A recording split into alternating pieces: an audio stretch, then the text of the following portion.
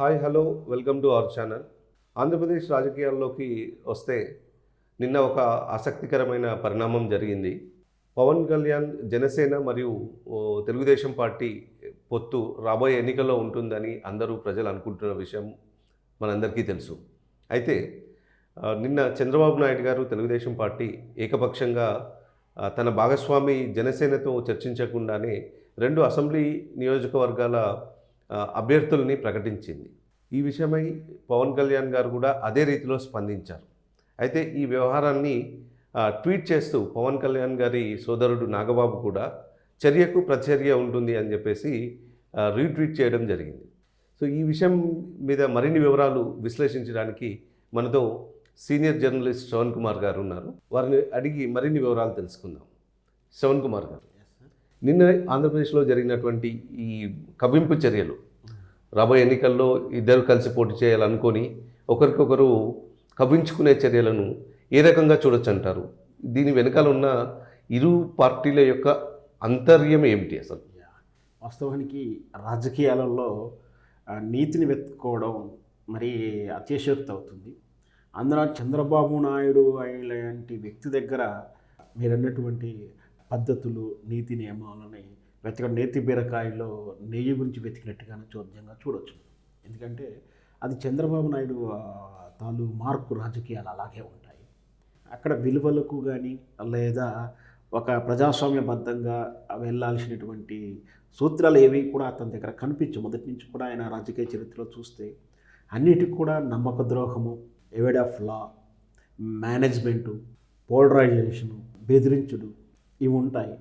దానికి మంచితనం, కార్యదీక్షత లేదా చతురత లేదా చాణక్య నీతి అంటూ పబ్లిసిటీగా మార్చి దాన్ని వివిధ రకాలుగా పబ్లిసిటీ చేసుకుంటూ ఎల్లో మీడియా అంటుంటారు మీడియాలో. కానీ వారి దాని తాలూకు భజన చేస్తూ తనని కీర్తిస్తూ హీరోని చేస్తూ రకరకాలుగా చేస్తుంటారు అదంతా కూడా. అయితే వాస్తవానికి అధికారంలో ఉన్న పార్టీని ఓడగొట్టడానికి చాలా దిక్కులు జరిగే ప్రయత్నాలు, ప్రతిపక్షంలో అందరూ ఉన్నటువంటి పార్టీలన్నీ కలిసికట్టుగా వెళ్ళడం అనేది కొంతకాలం నుంచి చూస్తున్నాం. వీళ్ళ మధ్య ఆలోచన ధోరణులు, వీళ్ళ మధ్య పార్టీ సిద్ధాంతాలు, వీళ్ళ మధ్య మేనిఫెస్టోలు వేరువేరుగానే ఉంటాయి. పైగా పెద్ద శత్రువులు కూడా ఉంటారు. కానీ అధికారంలో ఉన్న పార్టీని ఓడగొట్టడానికి వీళ్ళంతా కూడా పొత్తులుగా వెళ్ళడం, స్నేహంగా వెళ్ళడం, లోపాయకరంగా అండర్స్టాండింగ్ వెళ్ళడం, ఇవన్నీ కూడా రాజకీయాల్లో తరచూ ఈ మధ్యకాలం చూస్తున్నాం.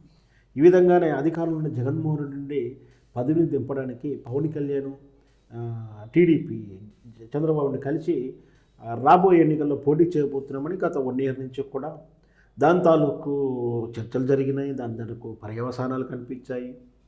ఎప్పుడైతే చంద్రబాబు నాయుడు అరెస్ట్ అయ్యాడో ఉన్న పలంగా జనసేన పార్టీ అధ్యక్షుడు పవన్ కళ్యాణ్ ఒక అన్మెచ్యూరిటీ నిర్ణయాన్ని ప్రకటించాడు. అదేంటంటే తెలుగుదేశంతో కలిసి పొత్తులో ఉంటాం, ఎన్నికల్లో పోటీ చేయబోతున్నాం అని చెప్పాడు. వాస్తవానికి ఏంటంటే ఇది మామూలు సాధారణ భాషలో అర్థం చెప్పాలంటే ఆయనకు ఆల్రెడీ పెళ్ళి అయిపోయింది, ఒక ఆవిడ ఉంది.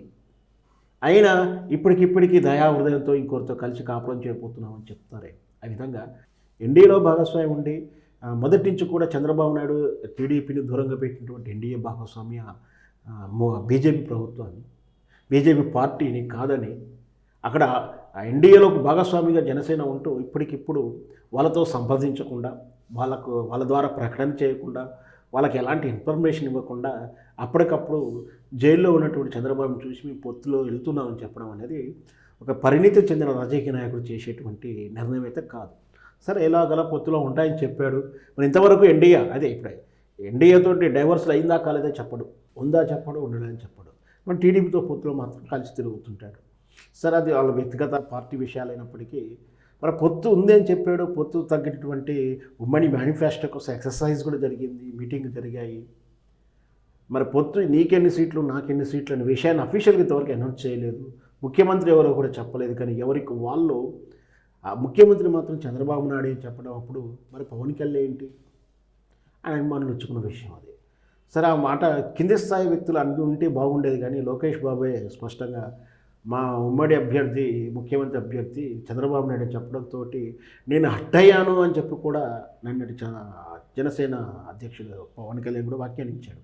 పొత్తు ధర్మాన్ని పాటించకుండా అరకు అండ్ మండపేటకు తెలుగుదేశం పార్టీ చంద్రబాబు నాయుడు అభ్యర్థులను ప్రకటించడంతో జనసేన పవన్ కళ్యాణ్ కంగుతిరడం కాదు, తను మౌనంగా ఊహిస్తాడేమో, ఈ విషయాన్ని ఏమి అనడేమో, బహుశా వాళ్ళకి తెలిసే జరిగిందో అని మొదటి హాఫ్ డే అనుకున్నా. జనసేనతో సంప్రదింపు లేకుండా ప్రకటించారనే విషయాన్ని నిన్నటి జనసేన పార్టీ అభ్యర్థులని తాను కూడా నియోజకవర్గ అభ్యర్థులను ప్రకటించడం జరిగింది.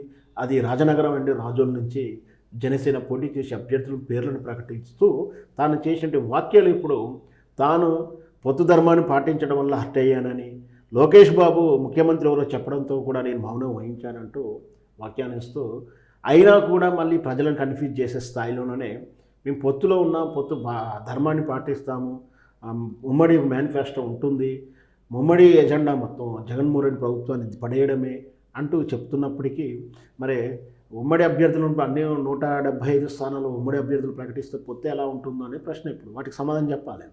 ఆయన ప్రకటించిన స్థానంలో ఈయన ప్రకటించడం మరి రేపొద్దున మీరు ఎన్ని స్థానాలు తీసుకుంటున్నారో క్లారిటీ లేదు. అంటే పొత్తులో విడిపోయే దశకు వచ్చాయా పొత్తులు ప్రశ్నార్థకంగా అంటే అవుననే సమాధానం చెప్పవచ్చు. ఇక్కడ దీన్నే ఇంకో రకంగా పొత్తు ఉండకపోవచ్చు, మీరు కనుక మేము చెప్పినట్టే జనసేన పార్టీ చెప్తున్న వర్షన్ ఏంటంటే, మేము కోరుకున్న సీట్లు, మేము కోరుకున్న ముఖ్యమంత్రి ఉంటేనే, అంటే నేను ఉంటానా ఎవరు ఉండాలో కూడా ఆయనే చెప్పాలి జనసేన పార్టీ. సో అది జరిగితేనే ఖచ్చితంగా పొత్తు ఉంటుంది. లేదంటే మీరు చేసిన ఈ దుందుడుకు చర్య, ఏ చర్య అయితే ఉంటుందో ఆ చర్యకు ప్రతిచర్య ఉంటుందని న్యూటన్ లా ఉంటుంది ఒకటి. మనం కొట్టినప్పుడు రివర్స్ మళ్ళీ రిటర్న్ వస్తుంది, అంటే చర్యకు ప్రతిచర్య ఉంటుంది అంటూ జనసేన పార్టీ విధానాన్ని పవన్ కళ్యాణ్ ఆలోచన ధోరణి ఎండార్స్ చేస్తూ వాళ్ళ బ్రదర్ అయినటువంటి జనసేన పార్టీ కీలక పోస్ట్ ఏదో తీసుకున్నాడు. ఇప్పుడు ఉందో లేదో కూడా తెలియదు. జనసేన పార్టీ అభిమానిగానే చూడొచ్చు. పవన్ కళ్యాణ్ వారి సొంత సోదరుడైనటువంటి నాగేంద్రబాబు గారు ఎప్పుడైనా సరే నా మెగాస్టార్ కుటుంబానికి ఏదొచ్చినా కూడా, జనసేన పార్టీకి ఏమొచ్చినా కూడా తానే ముందుండి ఒకరితో పుచ్చుకొని ట్వీట్ చేయడం కానీ, వీడియో రిలీజ్ చేయడం కానీ, ఏదైనా ప్రెస్ మీట్ పెట్టడం కానీ నాగేంద్రబాబు చేస్తూ ఉంటాడు. మనం చాలాసార్లు చూసాం కూడా.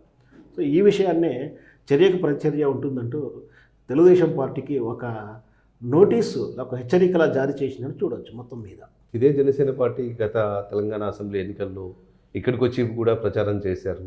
తర్వాత తెలుగుదేశం పార్టీతో ఇక్కడ లోపాయికారి ఒక ఒప్పందం ఉంది అని చెప్పేసి ఆరోపణలు కూడా అప్పుడు వినిపించాయి. దాన్ని ఏ విధంగా చూడొచ్చు అంటారు? దాంట్లో ఆరోపణ ఏం కాదు, నిజం కూడా. ఎందుకంటే పవన్ కళ్యాణ్ ఆల్రెడీ అక్కడ పొత్తున్నప్పుడు అది ఆంధ్ర పార్టీ అని చెప్తున్నాడు. తెలంగాణలో ఆయన కార్యవర్గ సభ్యం కూడా పెద్దగా ఇక్కడ పార్టీ ప్రతిష్టం కూడా లేదు. చెప్పుకోవడానికి ఆయన తన ఉనికిని చొరపుచ్చుకోవడానికి ప్రయత్నం చేస్తున్నాడు. కానీ ఓట్ల శాతం రూపంలో జనసేన పార్టీ ఇక్కడ ఏం లేదు. ఉన్నదేమని అంటే తెలుగుదేశం పార్టీ అభిమానులు, తెలుగుదేశం ఓటు శాతం. దాన్ని వేరే పార్టీకి ఒక ఎండార్స్ కాకుండా జనసేన రూపంలో పోతే జనసేనకు కూడా ఇంత ప్రయారిటీ పెరగడానికి హెల్ప్ అవుతుంది ఉద్దేశంతో. ఇంకొకటి నెగిటివ్ ఓటు చెల్లడానికి తను చేసిన ప్రయత్నం ఒక రకంగా ఆయన డిపాజిట్కు రాగలేదు. చాలాసార్లు కూడా చెప్పారు బర్రెలెక్క కన్నా ఘోరంగా ఓడిపోయాడని. సో ఇప్పుడే కాదు, అసలు తానే స్వయంగా ఓడిపోయినటువంటి విధానం మనం చూసాం. అంటే పార్టీ మీటింగ్ పెడితే జనం లక్షలాది మంది వస్తారు కానీ ఓటేయడానికి మాత్రం ఎవరు ఓటేయట్లేరు. ఓటు శాతం కూడా పెరిగిందని చెప్తున్నారు కానీ నిజంగా కూడా పెరిగినట్టు కూడా కాదు. రేపు ఎన్నికల తర్వాత తెలుస్తుంది విషయం. సో ఇక్కడ తెలుగుదేశంతో ఖచ్చితంగా పోటీలో ఉన్నాడు. రూపాయిగా అడ్జస్ట్మెంట్ ఉంది, కావాలనే చేశాడు. అది తెలంగాణ ప్రజలు అందుకని ఆయన విశ్వసించలేదు. తెలుగుదేశాన్ని విశ్వసించలేదు, జనసేన పార్టీని విశ్వసించలేదు, షర్మిల కూడా విశ్వసించలేదు. కేవలం ఓడిపోయింది. ఎందుకు ఓడిపోయింది బీఆర్ఎస్ ప్రభుత్వం అంటే కేవలం నెగటివ్ ప్రచారం జరిగినటువంటి ప్రాపగండం వల్ల. సో కాంగ్రెస్ ఇచ్చినటువంటి అధిక ఉచిత పథకాలు ఏదైతే ఉన్నాయో అధిక శాతంలో ప్రభావితం చేసిన అందువల్ల ఓడిపోయింది. కానీ నిజంగా వీళ్ళు చెప్పుకున్నట్టు తెలుగుదేశం పార్టీ ఆంధ్ర అభిమానం కానీ జనసేన అభిమానంగా ఉంటే ట్విన్ సిటీస్లో బీఆర్ఎస్ గెలిచేది కాదు. మనం గతంలో కూడా చంద్రబాబు నాయుడు ఓడిపోయినప్పుడు కేటీఆర్ చేసిన వాక్యాలు నెగిటివ్ ఓడిపోతాడు అన్నారు. కానీ ఎక్కడ కూడా వాళ్ళ ఓట్ల శాతం ఉన్న ఏ నియోజకవర్గంలో కూడా బీఆర్ఎస్ఏ గెలిచింది కానీ కాంగ్రెస్ గెలిచిన దాఖలాలు లేవు.